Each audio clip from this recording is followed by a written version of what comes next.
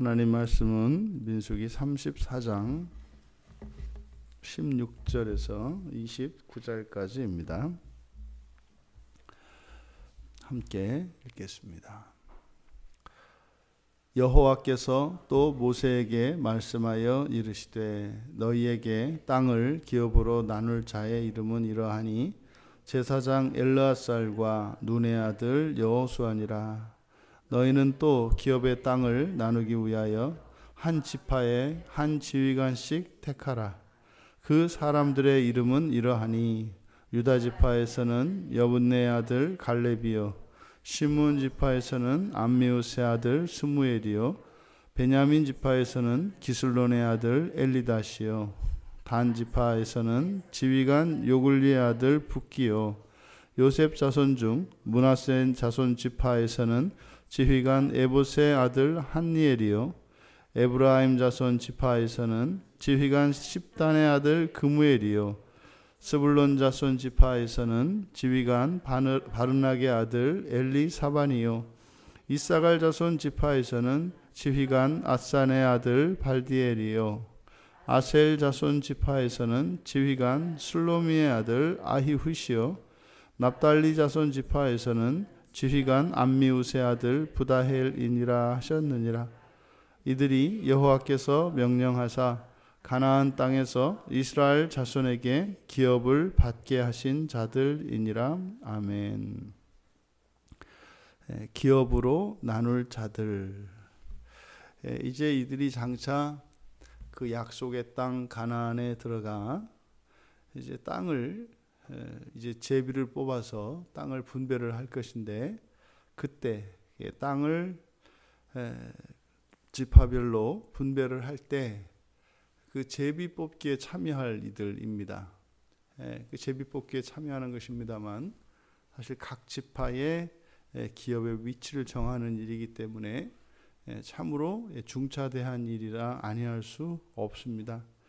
이렇게 가나안 땅에 들어갈 때 이렇게 그 기업을 나눌 자들의 이름이 명시되어 있는 것, 이것이 사실 우리가 막연하게 생각하는 주님의 그 나라, 이 땅에 임하는 주님의 나라에 분명히 그 나라에 들어갈 때도 그 땅을 그 기업으로 나눌 자들이 있다는 뜻이죠. 지금 여기에 이제 기업에 나눌 자들로 제시된 이 이름들을 보면 먼저 제사장 엘르아살이 들어가고, 그리고 이들의 이제 모세의 뒤를 이은 지도자 눈의 아들 여호수아, 그리고 각 지파의 한 지휘관씩 10명, 그래서 총 12명으로 구성이 됩니다.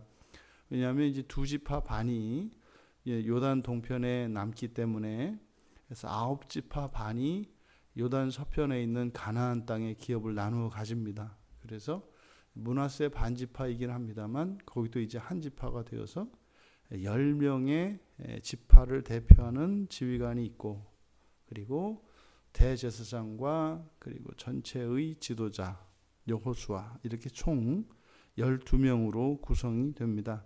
그래서 이 12이라고 하는 숫자는 성경에서 전체를 상징하는 숫자죠. 그래서 이것은 구약과 신약에도 마찬가지로 12이라는 숫자로 나타냅니다. 그래서 신약의 모든 성도들을 나타낼 때도 12사도를 대표합니다. 그래서 12사도가 모든 그리스도인을 대표하죠. 그러니까 구약에서는 이제 야곱의 12아들, 그 12자손으로 나뉩니다만, 이제 레위 지파 한 지파가 독특하게 이제 하나님의 소유가 되고, 그리고 11번째 아들이었던 요셉을 이제 야곱의 아들, 그러니까 요셉의 아들들을 아버지의 반열로 올려서 이제 12이 됩니다. 그래서 나누면 실제로는 13이 되죠. 이게 이제 신약에 와서도 사도로 예수님이 12를 뽑으셨지만 바울이 이제 들어옴으로써 13이 됩니다.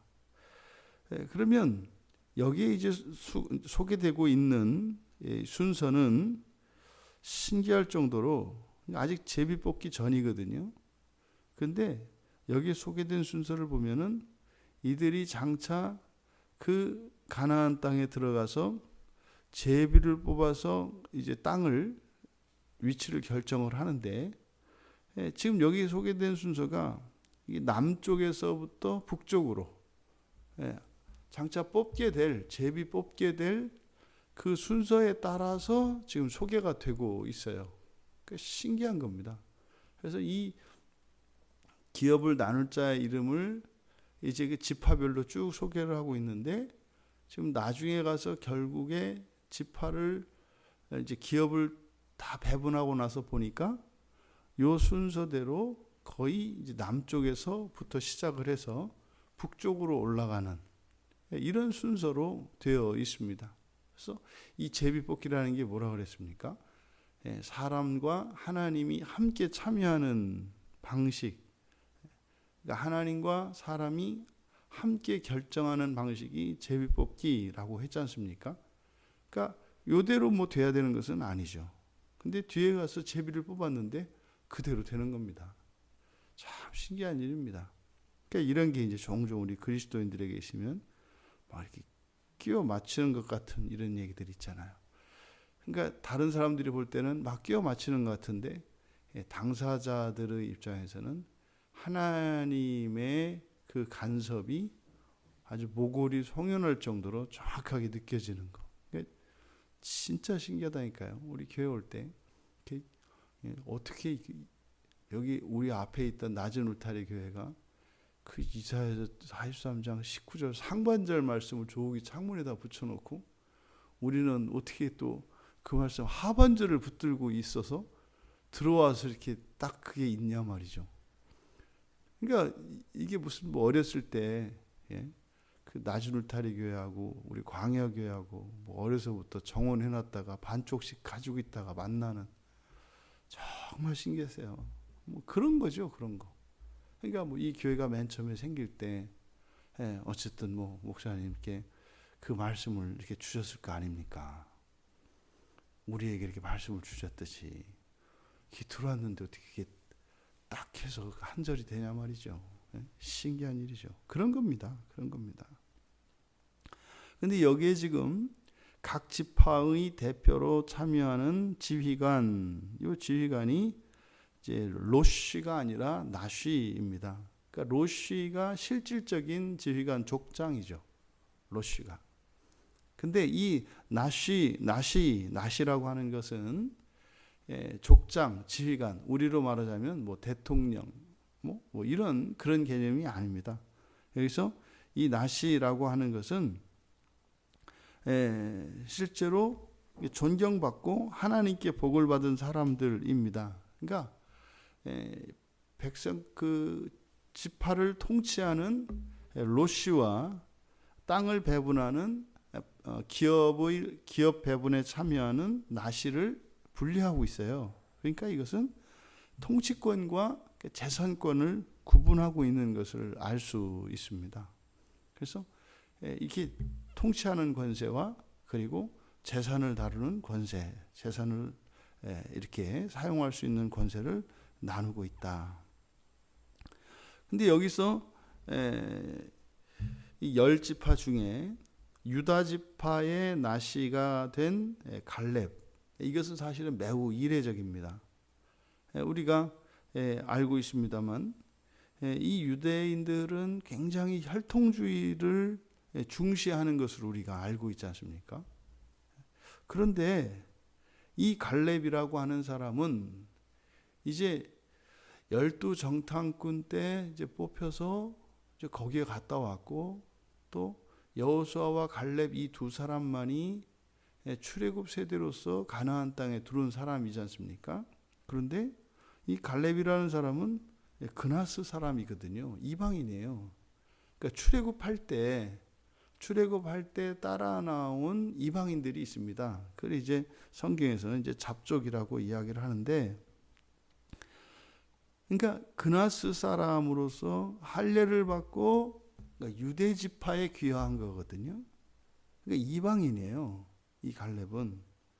그런데 다른 데도 아니고 유다 지파가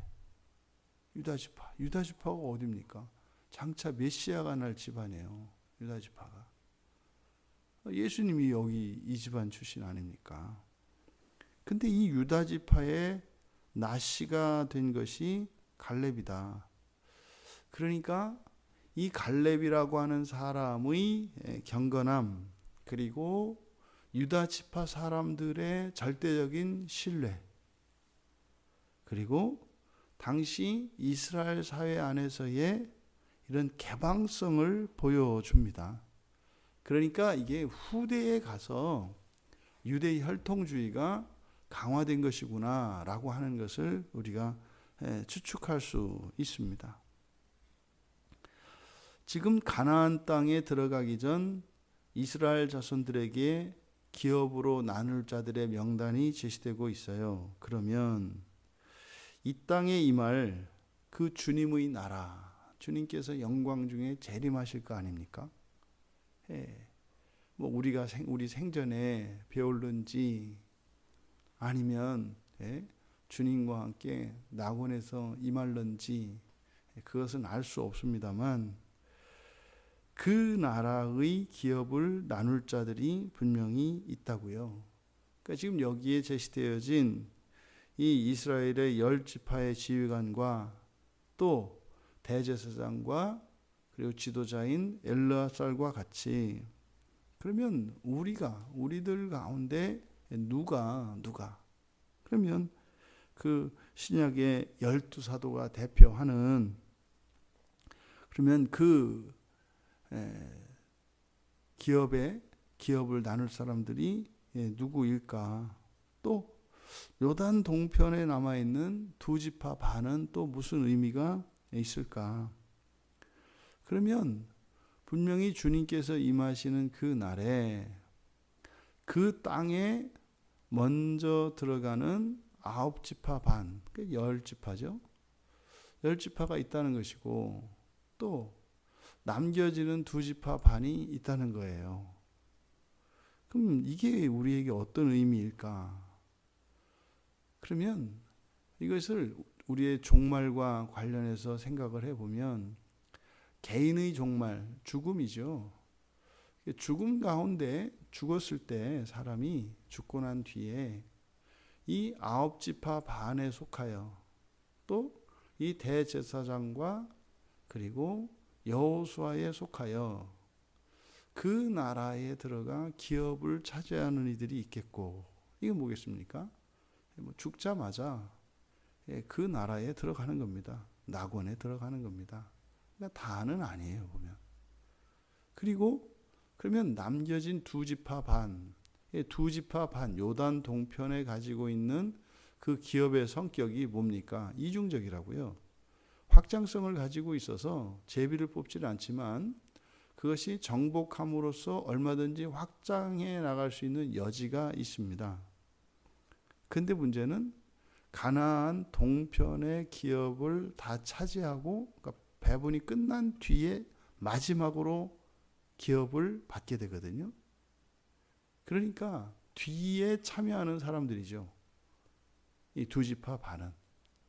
그러니까 이게 이중적이에요. 뒤에 참여한다는 점에서는 이게 약간 부정적인데, 또 사실은 또 이렇게 정복하고 이렇게 확장해 나갈 수 있다는 점에서는 어떻게 보면은 인간에게 있어서 어떤 여지를 두고 있기 때문에 또 한편으로는 긍정적인 측면도 있는 것 같아요.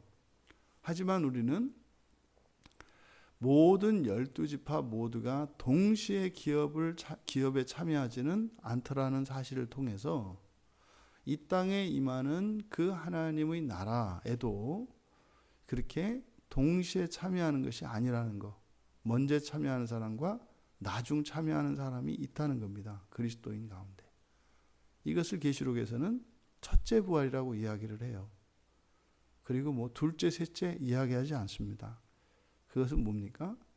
이 9지파 반에 속하라는 거예요. 9지파 반에 속해라. 그러니까 종말론적으로 보면, 그러니까 첫째 부활에 이 땅의 하나님 나라에 참여하는 사람들이 있고, 그리고 마지막 종말 이후에 참여하는 사람들이 있다는 거죠. 그러니까 이 세상과 새 창조되어지는 세상을 경계로 놓았을 때 이것을 요단강으로 보는 겁니다.